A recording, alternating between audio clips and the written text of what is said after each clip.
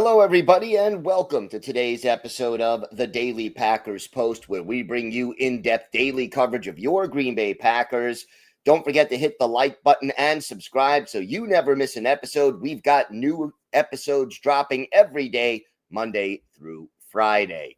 Today, we're going to discuss 6 recent Packers high draft choices that are facing a critical season in 2025. These are players drafted in the first, second, or third round who are kind of at a crossroads in their careers, and we break down where they're at, what they need to do, and what's at stake for each of them. Coming in at number 6, guard Sean Rhyan, a third-round pick in 2022. Got off to a really shaky start to his NFL career, only played 1 snap in 1 game as a rookie, ended up getting suspended 6 games for violating the league's PED policy. Came back and became a rotational player in year 2, backing up and subbing in on some series for John Runyon Jr., became a starter last year, but now is in the final year of his entry-level contract. So he's playing for his future, essentially. And he may get some competition at right guard, possibly from Jordan Morgan, possibly from someone else. And the cap is also a consideration because we know Rasheed Walker, Sean Rhyan, and Zach Tom are all up for new contracts after this year, but there's only so much money to go around, so it'll be interesting to see if Ryan makes a good enough impression to get a second contract from the Packers. Coming in at number 5 is defensive lineman Devontae Wyatt, former first-round pick, and basically, he's in the last year of his entry-level contract. The Packers did exercise their 5th-year option on him, which means he's playing on a 1-year deal in 2026 with a cap hit of $12.9 million. I think the Packers would love to, A, extend Wyatt, and B, lower that $12.9 million cap hit for 2026. But maybe they need to see a little more from Wyatt. He hasn't played the run well, and he's really never established himself as a starter, even though he does rush the quarterback very, very well for a defensive tackle. So this is going to be an interesting season for Wyatt. You got to figure he's going to earn a starting job, and if he doesn't, maybe Gutekunst hesitates to give him an extension beyond 2026.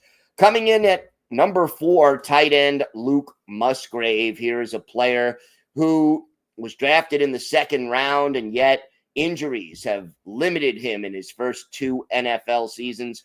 Got off to a fast start as a rookie, but suffered a lacerated kidney. Lost the starting job to Tucker Kraft, who has played exceptionally well and established himself as the starting tight end. So Musgrave last year, 7 games, just 7 catches for 45 yards. When he's healthy, he could stretch the field, but staying healthy has been an issue, and now he'll also need to try to carve out a role in the offense, which he hasn't really had yet. Quay Walker comes in at number 3. He is also in the final year of his rookie contract. Unlike Devontae Wyatt, Gutekunst declined the 5th-year option on Walker. Now, part of that is because the league only calculates linebackers, and a lot of edge rushers are outside linebackers, so that jacked up the price of Quay Walker's 5th-year option. But for Walker, this is a season where he needs a new contract. He needs to play better on a consistent level. He's always made a lot of tackles, but too many of them were downfield after the opposing player gained substantial yardage. So for Quay Walker, he's got to take his game to another level. Played really well late in the season for 3 or 4 games, but was that just a little hot streak, or can he make that his new standard of play? Coming in at number 2, Jordan Love, the quarterback for the Packers. Love in his 3rd season as the starter, but did not build on his very strong finish to his first season as a starter in 2023. Now, his overall stats went up slightly last year, but injuries hampered him. He suffered an injury on the terrible turf in Brazil in week 1 and never really was at 100%. So the potential he showed to be an elite quarterback in the second half of 2023, he needs to realize that on a much more consistent basis this year. If he can do it, work on his footwork and his downfield accuracy a little bit, he can become an elite quarterback in this league. If he stagnates, the Packers will have some questions about his long-term viability as their franchise quarterback. And coming in at number 1, defensive end Lucas Van Ness. Van Ness now entering his 3rd season in the NFL, and he is still yet to start a game. He had 3 sacks last year, played in all 17 games, but did not start any, not even after the Packers traded Preston Smith at the trade deadline. Instead, Kingsley Enagbare took over as the starter opposite Rashawn Gary. Van Ness did play last year with a broken thumb, affected him for most of the season, the first 11 games, according to what he told reporters at OTAs.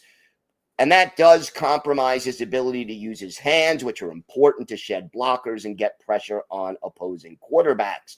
His ability to play the run improved last year, but now he's got to show that he's ready to be a starter and make an impact in his 3rd season in the NFL. He was working with the first-string defensive line at OTA, so that's an encouraging sign. But again, after this year, the Packers have to decide on Van Ness's 5th-year option.